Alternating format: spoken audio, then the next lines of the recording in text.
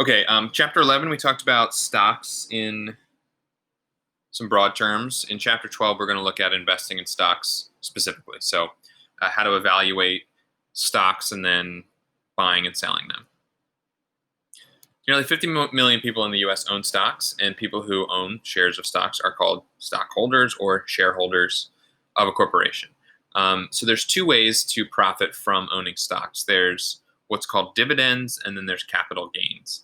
Dividends are money paid to stockholders from the earnings of the company. So let's say you are a stockholder in McDonald's, and McDonald's earns $1 billion in 2020. You get dividends from that. You are paid by McDonald's from those profits. Capital gains is an increase in the value of stock over time. So let's say you buy stock in McDonald's at, let's say, $50 a share.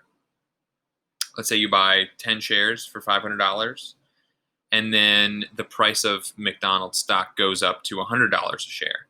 So that is you then selling stocks. You would sell your McDonald's stocks and you would make $500 because the capital gains doubled. So that is those are the two ways to make money off stocks. There are common stocks and there are preferred stocks. A common stock is a type of stock that pays a variable dividend and gives you voting rights. So again, McDonald's, you own McDonald's stock. They pay you dividends out of the profits they make. It may be different year to year or month to month or whatever. A preferred stock is a type of stock that pays a fixed dividends, but you don't have any voting rights. So in common stock, you're a stockholder, and McDonald's may have issues that you vote on because basically you own a small portion of the company. A preferred stock, you don't have any voting rights, but you do earn a specific dividend that is fixed. So it's kind of less risky, and they may be lower than common stock, but you know for sure what kind of dividends you're going to be getting, which is an advantage. There's a lot of different types of stock investments. There's income stocks that have a consistent history of paying high dividends. Those are like a little bit lower risk. There are growth stocks, corporations that reinvest their profits into businesses so that it can grow. You have emerging stocks, which would be like young, maybe small businesses or small companies that have kind of high risk, but have been successful for many years. They have high risk because they haven't necessarily been successful like other ones have, but maybe the return in potential is really high. A blue chip stock are large, well-established corporations. They've got a solid record of being profitable, low risk, potentially lower return, but you can kind of count on them. Defensive stocks are ones that remain stable and pay dividends even during an economic decline. So you want to probably invest in some of those so that if things are to go bad, even in bad times, they still remain solid. And then there are cyclical stocks that do well when the economy is stable, but do poorly during recessions. So those are the different types of stocks. Buying stock, you want to think about a few things. There's market value, which is the price that the stock can be bought and sold for in the marketplace. And then there's also a securities exchange, which is a marketplace where brokers who represent investors meet to buy and sell securities. So the New York Stock Exchange, NASDAQ, Amex, these are security exchange marketplaces. A stock index is the benchmark that investors use to judge the performance of the investment.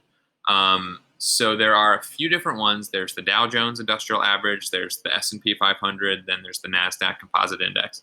So basically what the stock index does is it gives you a general sense of how the market is doing and how investments are. So if you have invested in a lot of